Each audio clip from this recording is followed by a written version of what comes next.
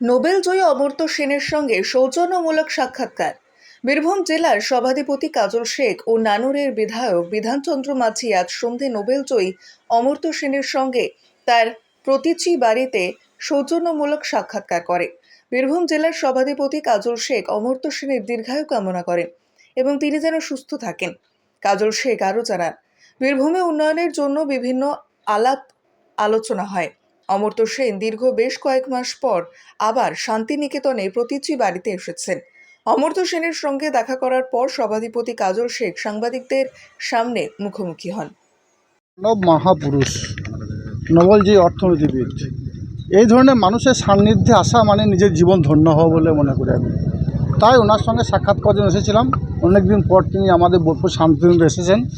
আমাদের বাড়ির ছেলে, আমাদের ঘরের ছেলে, আমাদের গর্ব। শুধু আমাদের গর্ব নয়, সারা ভারতবর্ষের গর্ব, সারা বিশ্বের গর্ব। সর্বতই ওনার কাছে বীরভূম জেলার অর্থনৈতিক পরিকাঠামো নিয়ে কিছু আলোচনা করলাম। উনি আমাদেরকে সঠিক পরামর্শ দিলেন, সেই জন্য ওনার কাছে এসেছিলাম। কী পরামর্শ যদি বলেন তাও? সেটা না বলাটাই বাঞ্ছনীয় হবে। যদিও উনি সারা ভারতবর্ষকে দিশা দেখিয়েছেন, সর্বতই বীরভূম জেলাবাসী হিসাবে, বীরভূম জেলার সভাধিপতি হিসাবে ওনার কাছে কিছু আমার রিকোয়েস্ট ছিল। উনি সেই বিষয়গুলো নিয়ে আলোচনা করলাম, দীর্ঘক্ষণ ধরে আলোচনা হয়েছে। উনি একের পর এক সব বিষয়গুলো নিয়ে আলোচনা করেছেন, খুব ভালো লাগলো। আর এই ধরনের মানুষের সান্নিধ্যে আসাটা, আবার বলছি, জীবনে অনেক কিছু বড় পাওনা। নিশ্চয়ই আমরা ভাগ্যবান, সেই জন্য আমি এবং নানুরের বিধায়ক ওনার কাজ পর্যন্ত পৌঁছাতে পেরেছি।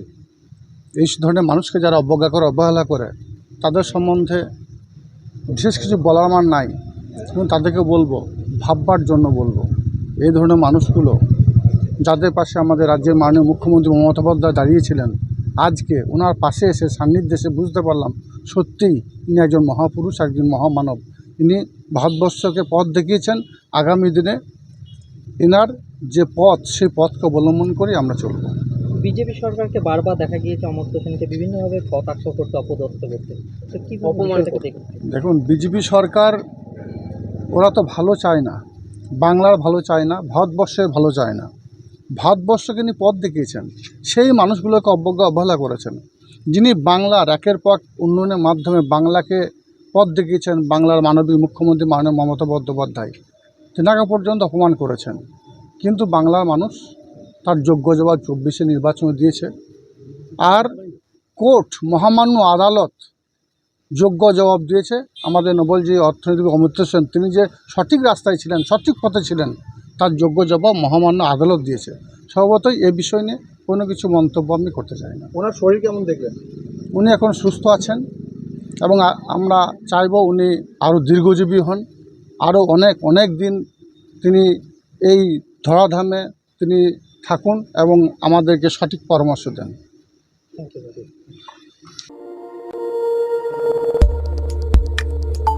আমাদের সাথে থাকুন এবং দেখতে থাকুন নিউজ প্রাইম টাইমস, আপনাদের সাথে, আপনাদের পাশে।